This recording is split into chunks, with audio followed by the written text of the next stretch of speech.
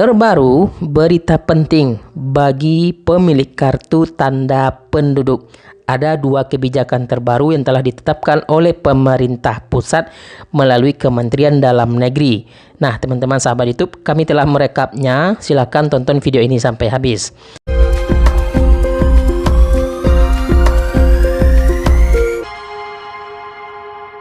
Assalamualaikum warahmatullahi wabarakatuh. Teman-teman sahabat YouTube semuanya, salam sejahtera.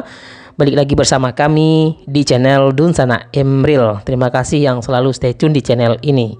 Sebelum saya lanjut, jangan lupa tekan dulu tombol subscribe-nya dan nyalakan lonceng notifikasinya.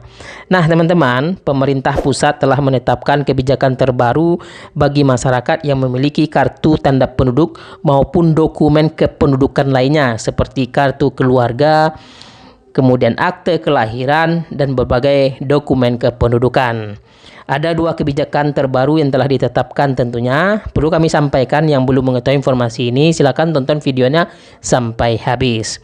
Yang pertama yang perlu teman-teman ketahui, aturan yang telah ditetapkan dalam Peraturan Menteri Dalam Negeri Nomor 73 Tahun 2022 terkait syarat terbaru yang dikeluarkan oleh Kemendagri pembuatan nama untuk pencatatan dokumen kependudukan.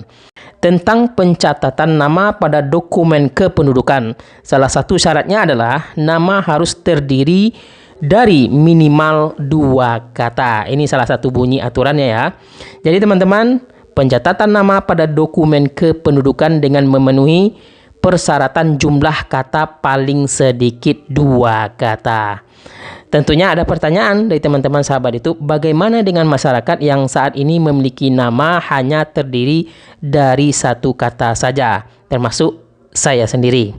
Nah, dokumen kependudukan adalah dokumen resmi yang diterbitkan oleh Disdukcapil Kabupaten Kota yang mempunyai kekuatan hukum sebagai alat bukti otentik yang dihasilkan dari pelayanan pendaftaran penduduk dan pencatatan sipil.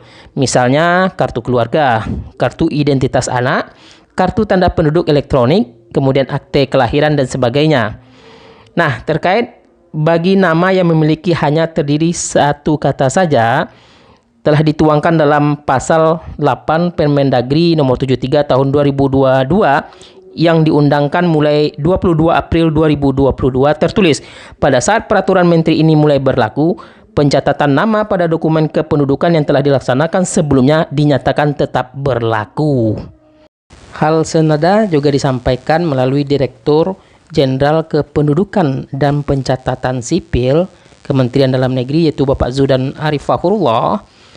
Nama dengan 1 kata yang telah tercatat sebelum diundangkannya Permendagri nomor 73 tahun 2022 masih tetap berlaku. Nah, teman-teman, untuk kebijakan yang kedua, yaitu mulai tahun 2023, NIK KTP bakal jadi NPWP mulai tahun 2023. Rencana penyatuan nomor induk kependudukan atau NIK sebagai nomor pokok wajib pajak mendekati kenyataan. Akan diberlakukan penuh pada tahun 2023.